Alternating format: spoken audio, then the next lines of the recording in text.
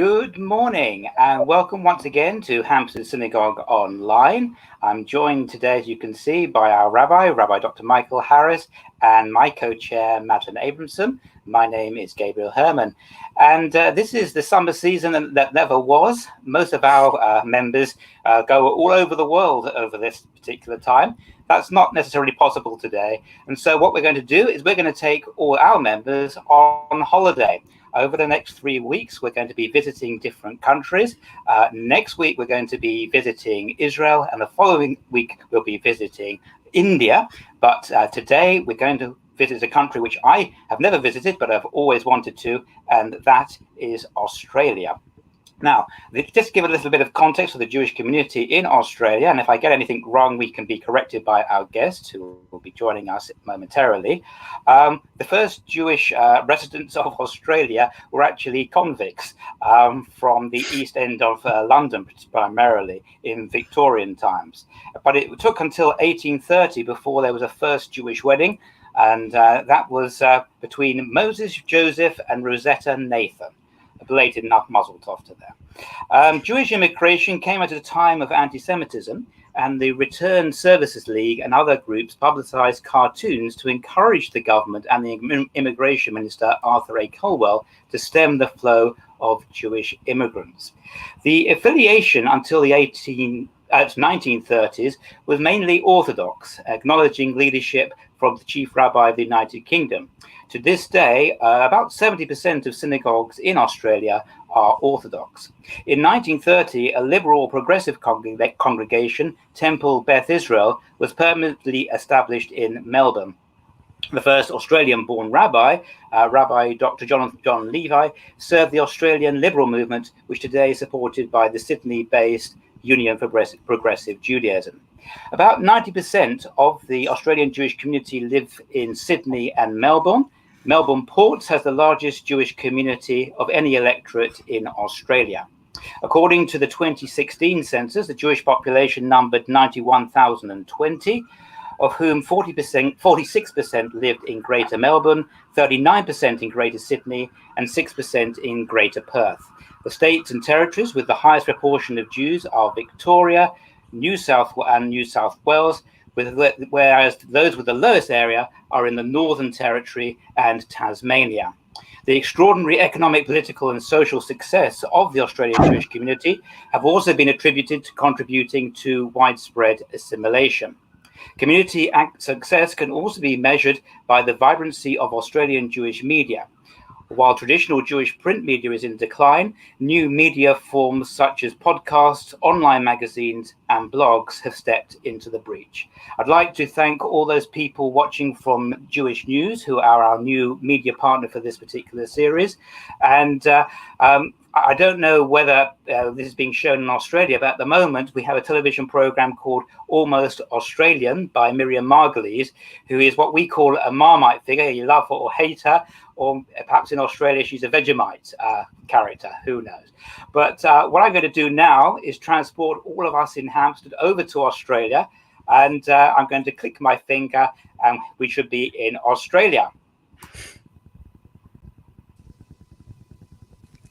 Thank you very much. So we've now joined Australia. More particularly, we've joined Sydney, not Sydney in Australia, in Sydney, Australia. We have representing the Great Synagogue, and there actually is a link between Hampstead Synagogue and the Great, which we might allude to later on, and that's Rabbi Dr. Benjamin Elton. So welcome to you. We also have with us Eleanor Levi, and also Sharon Shach, and we'll be introducing the two later on. But first, I'm going to ask the two rabbis if they'd like to kick off our discussions and debates. Over to you.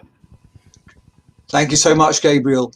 And like Gabriel, I've never visited Australia, although I'd very much like to. So it's wonderful to be in Australia virtually. And thank you very much for allowing us to join with you, our friends in the Great Synagogue. And it's wonderful to see my friend and colleague, Rabbi Dr. Benjamin Elton, who we've known each other for a long time. And I'm going to ask Rabbi Ben a few questions about how things have been have been going. It would be interesting for our members in Hampstead to hear how things have been in Australia, and maybe I can shed some light for our friends in Sydney as to how things have been going here in Hampstead and in London. So Rabbi Ben, can I ask you first, how's the situation in general in Sydney at the moment? We've been reading that Melbourne in particular has been having some really serious difficulties with the COVID situation. How are things now in Sydney? Well, can I say how nice it is to be here on this broadcast and to see you, Rabbi Harris. Traditionally, at all public events of the Great Synagogue, we acknowledge the traditional owners of the land, the Aboriginal peoples who were here before any Europeans arrived in the 18th century. In the case of the Great Synagogue and of my own home in Darlinghurst, which is about 15 minutes walk away, that's the Gadigal people of the Eora Nation. And we always acknowledge their elders, past, present, and emerging.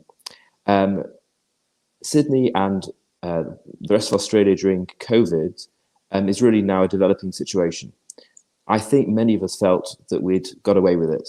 Let's say 5 or 6 or 7 weeks ago, there were only, I say only, every death's a tragedy, but compared to the rest of the world, about 103 deaths, nobody below the age of 50, and the numbers had come down to single figures every day. There'd been a couple of outbreaks in old age homes, but really in comparison to the rest of the world, it was an extraordinary deliverance. Personally, in the Great Synagogue, nobody was hospitalized, nobody passed away. I think one person got it in Europe and came back with it and was isolated, and he just recovered. So for most of this COVID period, it was something that's happening elsewhere. In terms of disease and death, I should add, in terms of lockdown, we too were locked down. So from the middle of March until just before Shavuot, there were no services and no in-person activities of any sort. And we really felt the impact of that. Although my daughter's daycare stayed open, most people took their kids out of daycare. So I was at home, my wife was at home, both trying to work from home and looking after our daughter as well, which are more familiar to people in other parts of the world who had to cope with COVID. Now things have developed because of a leak essentially from the quarantining of foreign arrivals into Australia, or even Australians coming back from abroad to Australia. The disease got into the Melbourne community. One person came from Melbourne to Sydney, went to a pub in the southern part of Sydney, and from there it spread out into Sydney as well.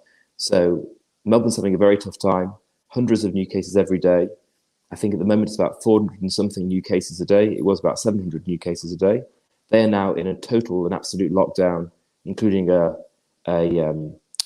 curfew from 8 p.m. until 5 a.m. Only leaving the house for an hour each day. Things are very serious there. And we too have got a couple of extra measures. So whereas before you could have a service with one person per 4 square meters, which for the Great Synagogue would be 260 people, now it's 100 people in total. So we had a bar mitzvah yesterday, and it made a big difference because normally we'd have the Simcha family and their guests and the regular congregation. But we had to, the Simcha guests brought 60 odd people. So we had to restrict our normal members to just over 30 who could attend that particular week. And that's very sad. So we're feeling the pinch, but still, thank God, we're doing better than we might be doing, than we feared we'd be doing. And we hope the measures in Melbourne and in Sydney are successful. Right. So I can wish you all, obviously, the very best of luck with that. And sorry to hear about the impact on the simchas, which is something that we've had here. In fact, we've had some postponed simchas. So our restrictions are pretty tight. In shul, everyone has to wear a mask, as we were in shul yesterday. We just started last Shabbat Nachamu, with our first Shabbat service back, and I had our second Shabbat service yesterday, and have had at least one bat mitzvah and several weddings postponed. So we wish all the best with that. Tell me how are plans developing for the Yamim Noraim? Do you have any indication of what things will be like, how things will go? Yes, so essentially we have 750 members, although many more than that turn up on the high holidays because family of members and former members and people who thought they used to be members all turn up on that day, and we don't have a strict policy of admittance. This year it'll be restricted to members, and if you tot it up, there are about 900 sort of seats over all the services of high holidays. So not counting the evening services of Rosh Hashanah, but Shachris and Musaf on Rosh Hashanah, Mincha on Rosh Hashanah, which for us will be a souped up version with a sermon with highlights of Musaf and with shofar on the second day, and then Kol Nidrei, Shachris, Musaf, Mincha, and Ne'ilah on Yom Kippur, 100 at each. That gets you 900. And so we're going to say to our congregation, we have said, you will be able to come to at least one service over the holidays. You will have the experience of davening in the shul over the holidays, but probably only once. And we just ask you to understand this is a very special year. I think it would be a mistake to try and delude ourselves or anybody else. This can be anyway like a normal year. It won't be. Please, it will be in 2021. But 2020, our aim is to give everyone who wants the opportunity to daven in shul in what's a very beautiful shul, a very special shul, a unique atmosphere, at least once over the high holiday period. Right. So we wish you all the very best with that. And obviously we've got many adjustments as well, and a vastly reduced capacity. We think we're probably down to around 200 in the shul at any one time, and the capacity of the shul is around 900. What is the capacity, by the way, Rabbi Ben, of the Great Synagogue? 1,000, 1,100 around that. Right. Level. Depends how many extra chairs you put out. Okay, so very slightly greater capacity than us, and the very best of luck with it. Let me come on to the sad topic of bereavement, Lo Aleinu. May Hashem protect us all from it. How have you found the experience of dealing with community bereavements in this time? I must say, my own experience and the experience of many others in trying to comfort mourners has been two-sided. On the one hand, obviously, one feels extremely sorry for bereaved families that they can't have the physical presence of people beyond the immediate family unit and friends with them at a time when it's very important for them. On the other hand, two, as it were, silver linings that I've noticed have been, number one, at the Levaya, at the funeral, often because of the restrictions on numbers. I don't know if you've got restrictions on numbers, but we have had varying restrictions. I think we're now on 30 restriction of 30 people. There is more of a focus. Sadly, there is often sometimes something of a social element, even at a Levaya, because inevitably people are seeing each other, haven't seen each other for some time. In this situation, that's all gone, which is welcome, and people are totally focused on the service and on saying farewell to the person who's passed away. So that was kind of one silver. Some families tell me they found the funeral more focused, and at Shiva as well. Just Zoom has, of course, allowed people to join together from all over the world, and with unrestricted numbers. And often, I've been officiating at Shiva sometimes with 80 people, 100 people, 200 people, people who you couldn't have physically all got in one room had we been together in a conventional Shiva. How have you found it? It's very interesting insight that it focuses. Normally in Sydney, the funerals are split site. So there's a Chevra Kadisha in Sydney itself, and then we drive off half an hour to the cemetery just outside Sydney, Rookwood Cemetery, the largest cemetery in the world, which has all the different denominations all within it. Now, you can go to the Chevra, but you can only have about 30 people there, which is too few for many people's wishes. So instead, they choose to have their funeral at graveside. We can have 100, I think, 100, 150, which is ample for the most part. But you're right, it has reduced that element. One of the anxieties or frustrations of funerals I've found is that as the mourners leave the Chevra Kadisha and go down to the pavement behind the coffin, and the coffin goes in the hearse, there's a tendency for them to be swamped by all the people who've come, who aren't going off to Rookwood, who aren't going to the cemetery, and this is their opportunity to wish them long life. Whereas what you want them to be doing is walking behind the hearse for a few steps as it begins to drive off, and then really getting in their cars and going off to the funeral, this burial, so we can complete it. And but it's very, very difficult for them to do that, because the custom here seems to be for people to offer a condolence outside the Chevra Kadisha, and that's very disruptive to the whole process. So that now doesn't happen. We just meet at the cemetery, and there've been very large numbers, as large as we've been permitted, and I think it is a more focused service.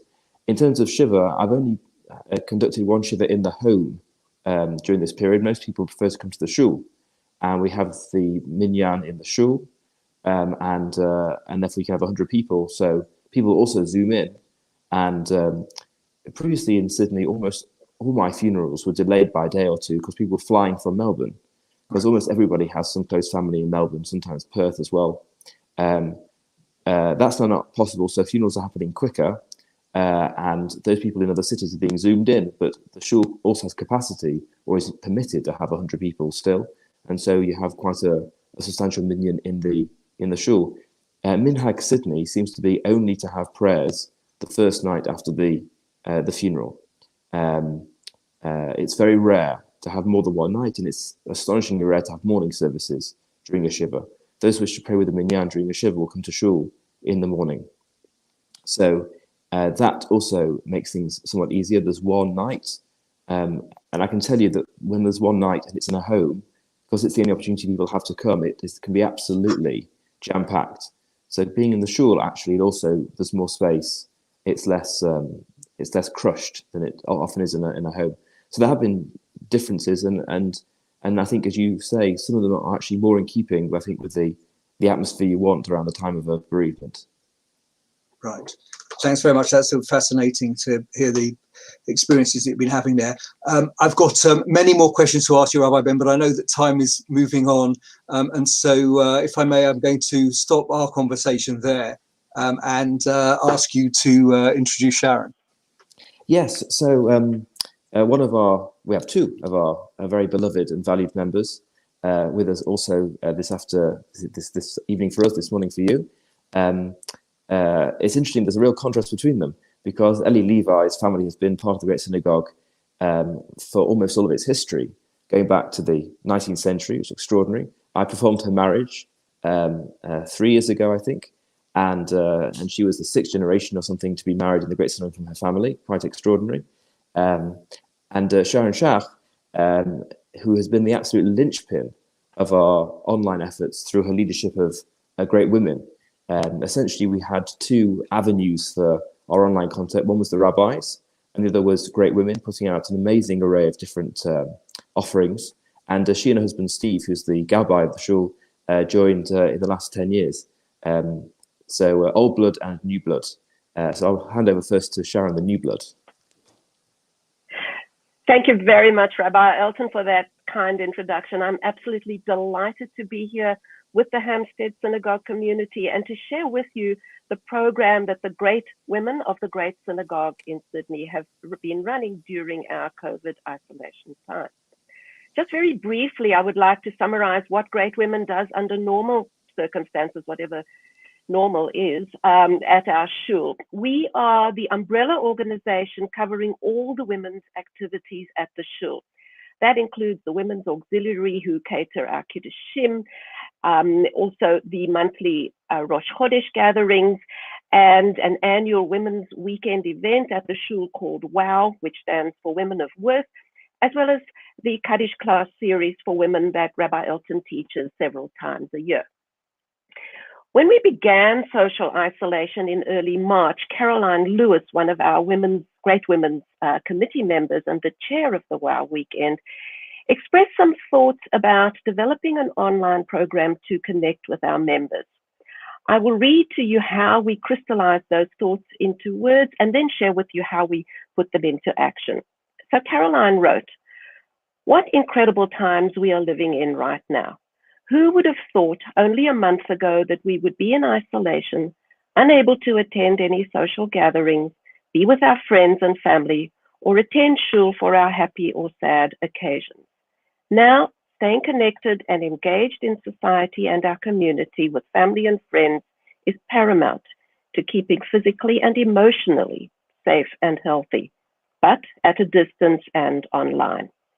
In light of this, and because we know that being part of the great family means caring about the we, not the I, Great Women is creating an online group for our community.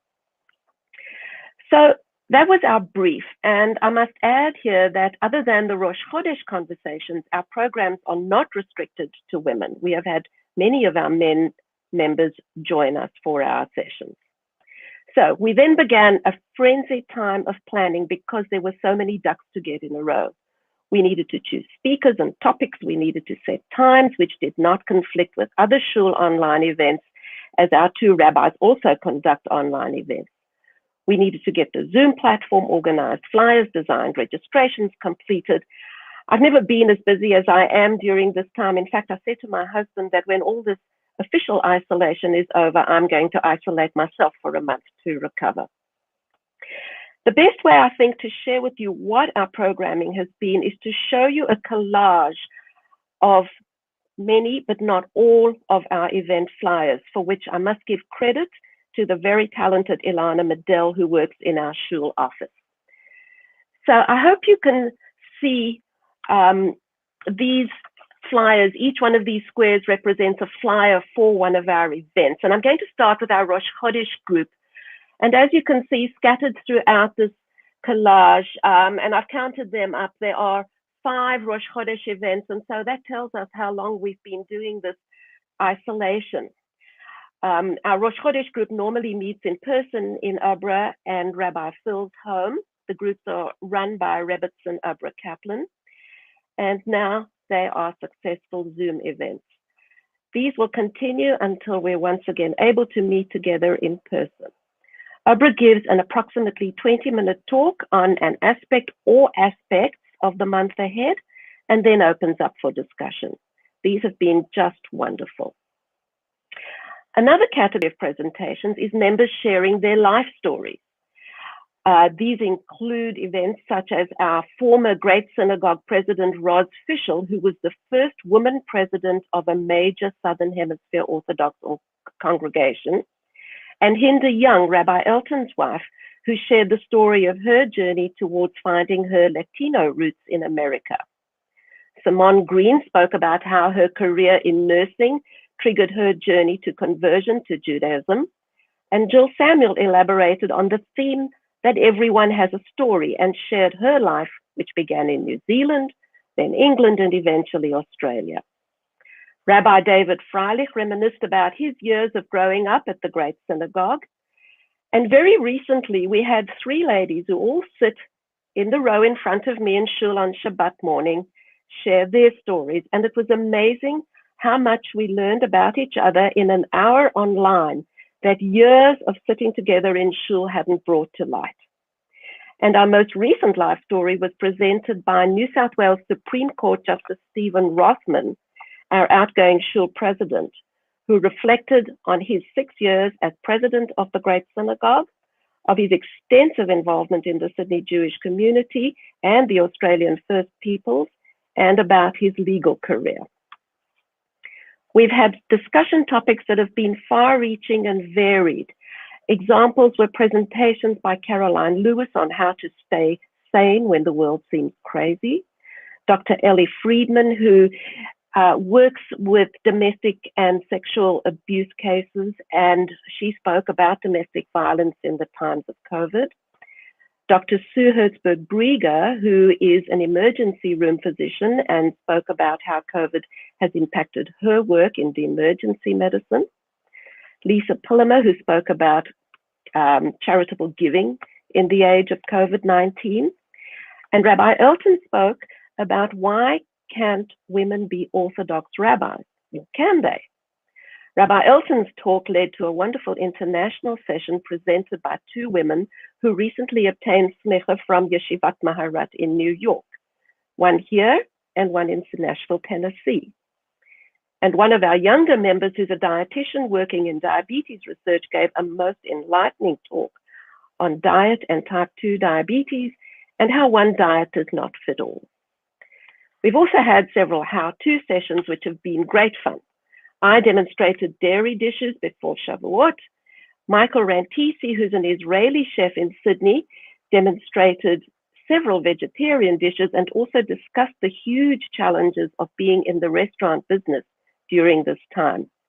And Ilana Modell, who also designed these flyers, demonstrated how to create beautiful grazing platters in her session called Feasting Family Style. The feedback from participants in our sessions has been universally positive. In fact, what we have found is that at the end of each session, there are many who stay on to just sit around and chat. It is so heartwarming. I would like to conclude with just a few words about our Kaddish classes for women. Ever since his arrival at the Great Synagogue, Rabbi Elton has been a tremendous supporter of women's participation in services to the extent that it is halachically permissible. Women can and do say Kaddish, so it was with much anticipation that our first series of Kaddish classes for women taught by Rabbi Elton was launched last November. Because of the personal and often moving nature of the classes, registration was limited to 10 participants, and the first series of 4 weekly classes held in my home was instantly filled. It was an extraordinary success. We then had a second series at the shul, which was equally successful. We had grateful and very moving feedback from all participants. We were well into planning a third series when COVID-19 put a stop to that. This was really not felt to be an event that lends itself to online participation.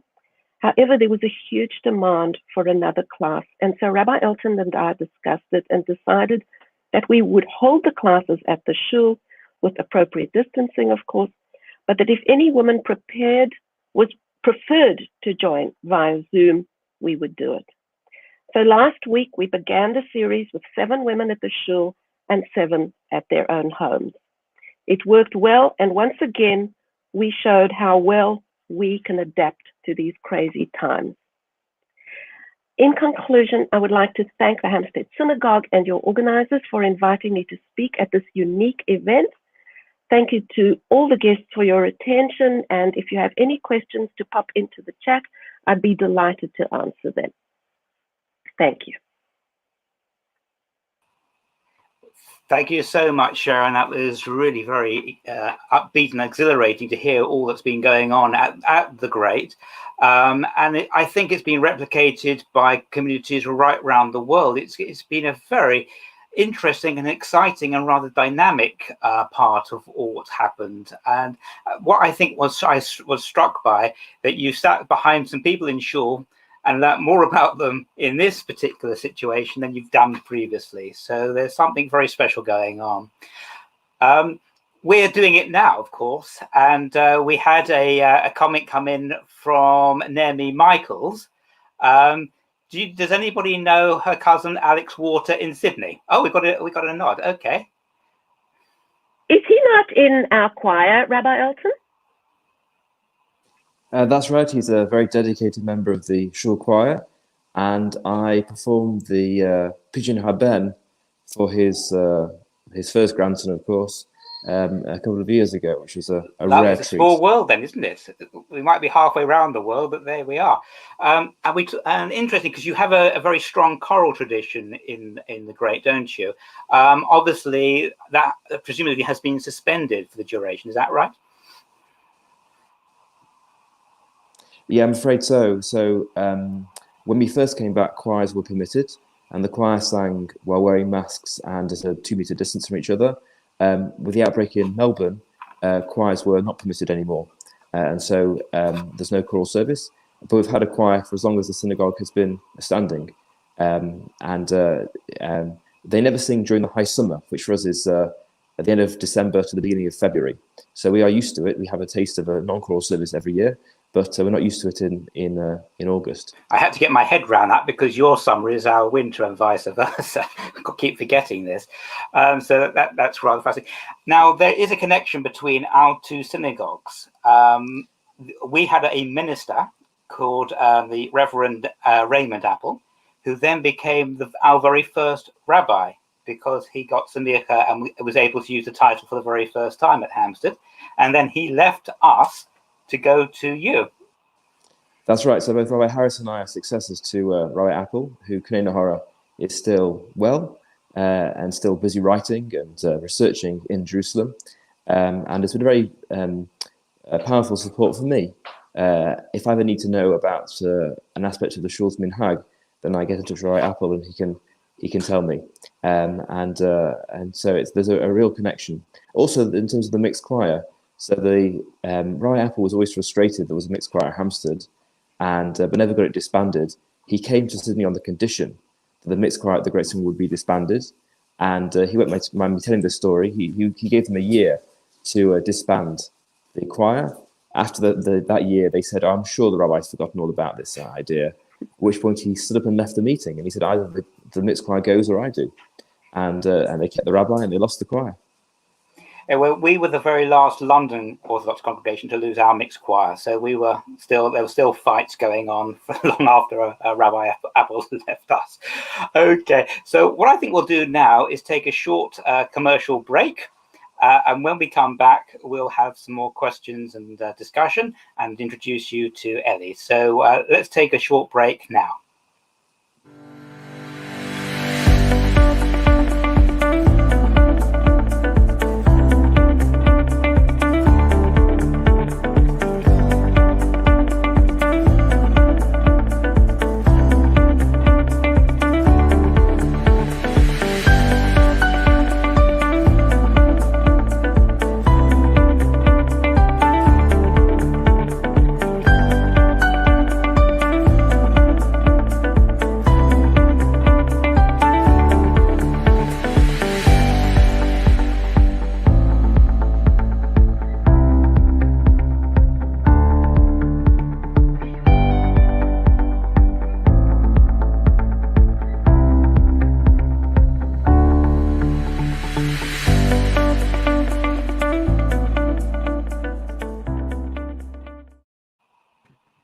Welcome back. And yes, that's the US.TV. That's the television channel for the United Synagogue.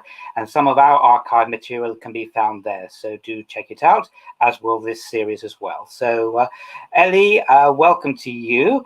Ellie, you are a former editor of the Sydney Jewish Report. And I understand that you'll be talking about visiting Sydney and what to see and do once international travel returns. Over to you, Ellie.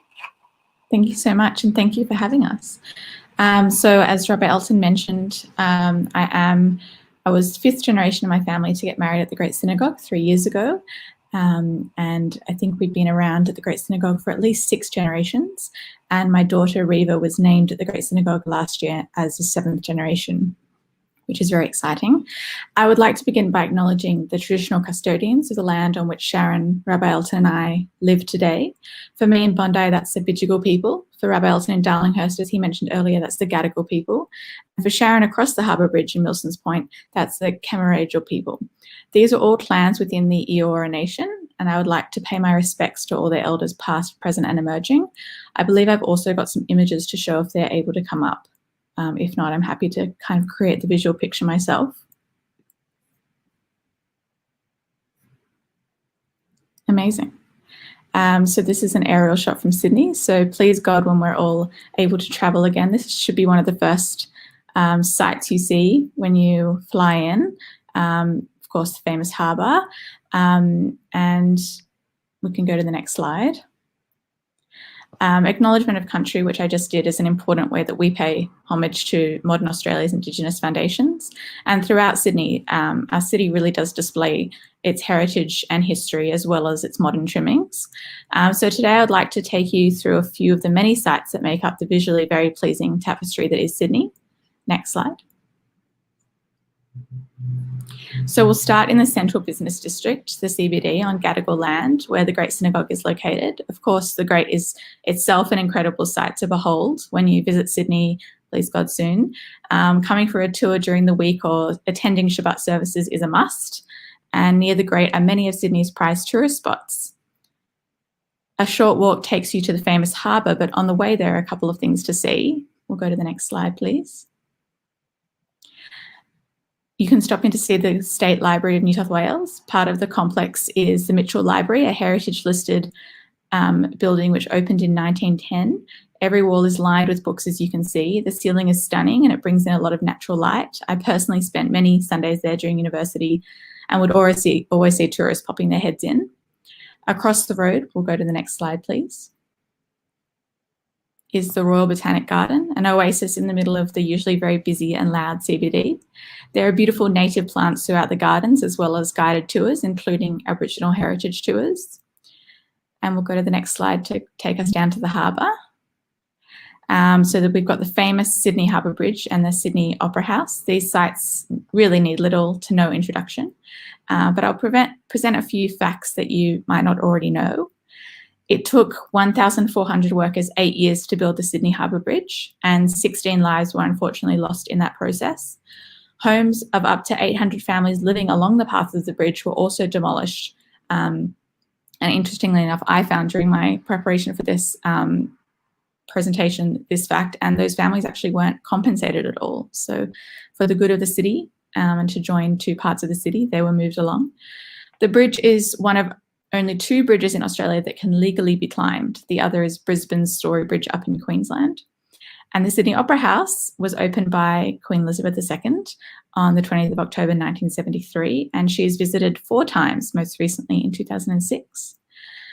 Arnold Schwarzenegger, former actor and governor of California, won his final Mr. Olympia bodybuilding title in 1980 in the concert hall of the Opera House. So the Opera House is known for many performances, but probably not many people knew about that particular part of the program. So after snapping a few pictures in front of these 2 iconic structures, the next place to visit is the Rocks. And we'll go to the next slide for that one, please. This precinct is where the first British colonisers, convicts, soldiers and sailors first lived from 1788. Today, the cobbled laneways remain and the area offers markets, museums, pubs and walking tours. Pictured on the left is actually a picture from after my husband Ezra's and my wedding at the Great Synagogue, and we took a stroll through that part of town and had some photos in those very cute laneways. In contrast to the area's colonial aesthetic is the Museum of Contemporary Art, Australia's home of contemporary art. And we can see that on the next slide. And that is a place that has incredible exhibitions, some amazing contemporary art from here and around the world, and I would highly recommend that. We'll go on to the next slide, please. Also in the CBD are 2 more attractions that I'll mention before moving a little further afield. So we have the Art Gallery of New South Wales. This gallery offers collections showcasing both Australian and international art. There are permanent collections as well as more than 30 temporary exhibitions annually. One of the most famous annual exhibitions is the Archibald Prize, which is a portrait prize. And I believe they're actually about to start taking entries for it. And I heard the curator on the radio the other day saying that it was, of course, a very challenging year, but it seems that most of the artists were able to actually get in the room in a socially distanced way with their subjects. So this very famous and much loved exhibition can still take place. And we'll go to the next slide, please, to look at one of Sydney's newer tourist attractions, which is Barangaroo. So this whole area is a new hub for business, retail, dining, and it really is taking in the harbour from another perspective. Barangaroo Reserve marks the transformation of Sydney's industrial harbour foreshore into a sprawling 6-hectare parkland. And I wanted to talk a little bit about the origins of the name Barangaroo, which are fascinating. Barangaroo is named after a powerful Camaragal leader of the Eora Nation at the time of European colonisation. She was one of the clan who lived in and around the North Harbour. Barangaroo refused to wear European clothes or drink their wine. When she did visit the colony with her husband Bennelong, after whom Bennelong Point, the site of the Sydney Opera House, is named, she was dressed up with a bone through her nose and painted herself with white clay, a proud statement of her spirituality and culture. She was a hunter and provider for her clan and fiercely independent. Today, Aboriginal contemporary culture is celebrated at Barangaroo through artworks, events, and commemorations, including NAIDOC Week and the popular black markets. And we'll go to the next slide, please. So right near the CBD is the Sydney Jewish Museum, which collects and conserves original memorabilia related to the Holocaust, Judaica, and Australian Jewish history to make these available for display and research for generations to come. The Sydney Jewish Museum was established in 1992 by Holocaust survivors who envisaged the museum as a place which could hold their stories and personal objects, memorialise those who were murdered during the Shoah, and within which lessons from the past would be taught. Today, the museum continues to give a voice to the victims of the Holocaust so their stories can start conversations and inspire change. It really is an important place to visit and is a hub of education about the Holocaust and Jewish history for Jewish and non-Jewish students alike. I think there really isn't a student who goes through school here, whether they go to a Jewish school or not, who doesn't go to the Jewish Museum. So it's a fantastic resource for educating the whole community. And lastly, worth mentioning further afield in Bidjigal land is Bondi, where I live.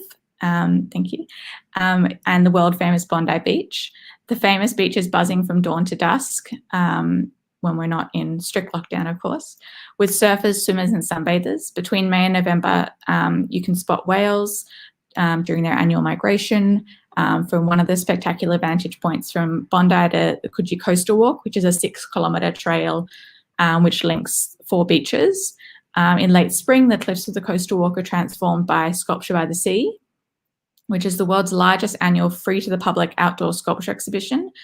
A year-round events calendar highlights the festivals, activities and attractions that are held in Bondi throughout the year, including the Festival of the Winds, which is a kite festival on the beach itself, and Bondi Beach Latin American Festival and Flickerfest, a short film festival at the Bondi Pavilion. And so I hope you've enjoyed the Taste of Sydney. We'll go on to the next slide just to wrap up. There are so many more sights and sounds to explore. And while travel is restricted due to COVID, many of the places I mentioned and more actually have online accessibility. So I wanted to mention that. There's a platform called Google Arts and Culture, and you can do a 360-degree virtual tour of the Sydney Opera House at your own pace, as well as access online exhibitions from the Art Gallery of New South Wales, the Australian Museum, Bondi's Sculpture by the Sea, the Museum of Contemporary Art, and more. So we hope to welcome you to the Great Synagogue and to Sydney soon, and thank you so much for having me this evening. Ellie, that was wonderful. Thank you so much for that. And I mentioned it earlier that Miriam Margulies had that program called Almost Australia, and Australia is like no other country. It's so different in different locations. And I just wondered whether you could give us a little taste or a little hint about other opportunities of visiting Australia outside of Sydney. Sure. I mean, probably Melbourne and Canberra are the places that I know best besides Sydney. So Melbourne, obviously, as mentioned earlier, also has a very large Jewish community, and their Jewish community, interestingly, is a lot more centralised. So there are a few suburbs, like you mentioned, the electorate that they're in has a large Jewish community, and they're a lot more centralised than Sydney is. We have mainly 3 large areas where there are Jewish communities, whereas in Melbourne they are a bit more centralised, as I said. So again, Melbourne has an incredible cafe culture like Sydney does, but they're particularly also famous for kind of laneways with cute cafes and great coffee. They also pride themselves on their history and heritage and have many sites like that to explore. There are lovely synagogues and old synagogues as well to explore, just as you would explore in Sydney those. And Canberra, our nation's capital, which was interestingly established because Sydney and Melbourne couldn't agree on which one would be the capital. So they had to create one. Sort of, it was meant to be in the middle, but it is a little bit closer to Sydney. And that has, of course, our Parliament House, a big war memorial, and many other sites, as well as a thriving Jewish community. So that's kind of a taste of what you might experience. And as I mentioned before, up in Queensland, where you'll find beautiful weather in the Great Barrier Reef, and definitely also well worth a visit.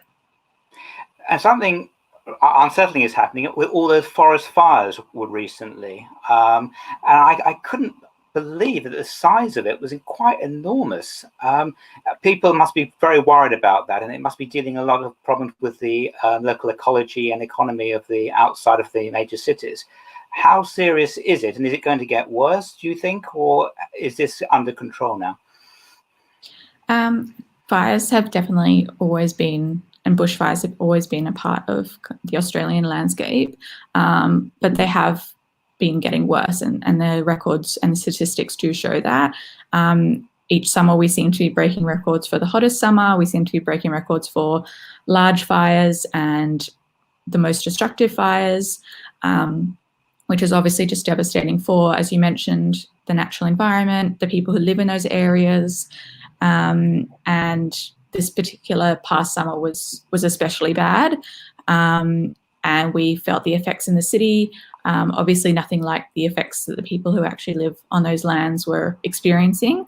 But the air quality in Sydney, I think at various points became the worst in the world. And we were living through that. So our kind of self-isolation, especially for someone like myself who had a young baby at the time, started a long time before COVID, a few months before that, where we were kind of staying indoors and really restricting where we would go out because the air quality here was really bad. The smell of smoke in the air was very vivid. And yeah, it is definitely, with the onset of climate change and without proper action from government, we will see those effects getting a lot worse, and they are already devastating to the communities there. On top of those communities also getting floods and the other, extreme weather impacts that Australia's country is known for, but that are only getting worse year by year.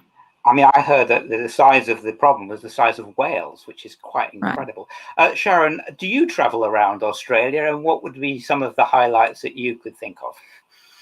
We do, and our favorite place in all of Australia is Tasmania. That small island just south of Melbourne, on the way down to the South Pole. It is absolutely beautiful. They're just wonderful drives. It's all scenery. That is what its main attraction is for tourists, is scenery, and they have a lot of farming there, so they have wonderful foods, and that is our absolute favorite. But the other wonderful area that we've been to is up north, the Kimberley, where you can either travel on land through the Kimberley, or you can cruise along the Kimberley coast. And they have wonderful rock formations that are millions and millions of years old. In fact, they are so old that they predate any type of life. So there are no fossils in those rocks because they're that old. And then, of course, there's, as Ellie mentioned, there's the Great Barrier Reef. And then if you go west, there's Perth and Western Australia, the Margaret River area, and into the center of the country where Alice Springs, Uluru, which is a very sacred place for the Aboriginal people as well. So we sure hope that everybody will be able to come here. There's so much to see and do. Thank you for that. Rabbi Elton, if I can bring you in. I suppose it can be quite difficult to be Jewish in certain parts of Australia outside of the major cities. So how does one cope traveling long distances, getting kosher food, or linking to other Jewish people? You go prepared. So when my wife and I have gone to different places, the smoked salmon and the hummus goes in the cooler, and off we go. Although kosher food does crop up in different places. So in Cairns, by the Great Barrier Reef, there's actually kosher food in the supermarkets, even though there's a very small Jewish community up there. There is what's known as Chabad of Rara, which is rural and regional Australia, which does very important work for the outlying communities. But really, the communities is so based in the cities, there's actually very little permanent Jewish presence outside of those cities, which was not always the case.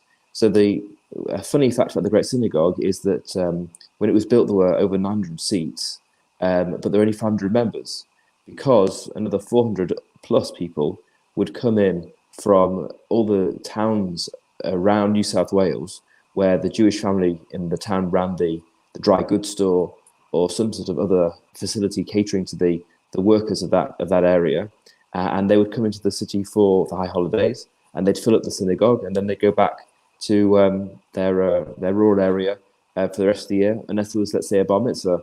I have an extraordinary experience. There was a gentleman called Ellis Goldberg, who was from Tasmania, and he was bar mitzvah in the early 1930s by my predecessor, Rabbi Cohen, who arrived in 1905. That's a real link with the past. But he was sent from Tasmania to spend a year in Sydney to prepare his bar mitzvah. He was bar mitzvah, then he went back to Tasmania, and then he returned as an adult when he sort of got married and settled in Sydney. But his story was one of that rural to metropolitan relationship of coming in as necessary and then going back to make a living.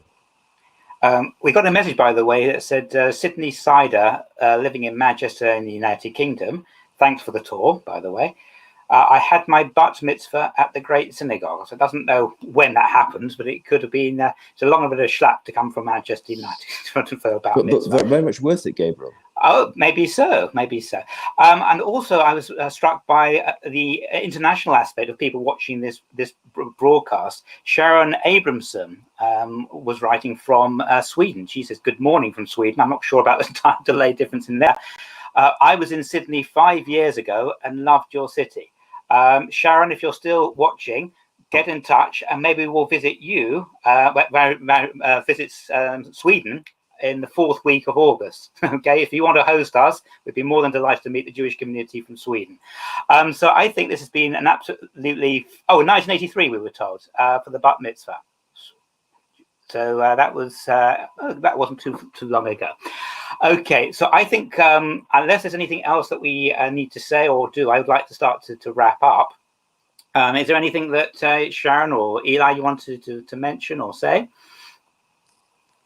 No, I'm getting. And Rabbi, you're okay? Well, we just want to wish the Hampstead community the best and good health, and hope we all get safely to the other side.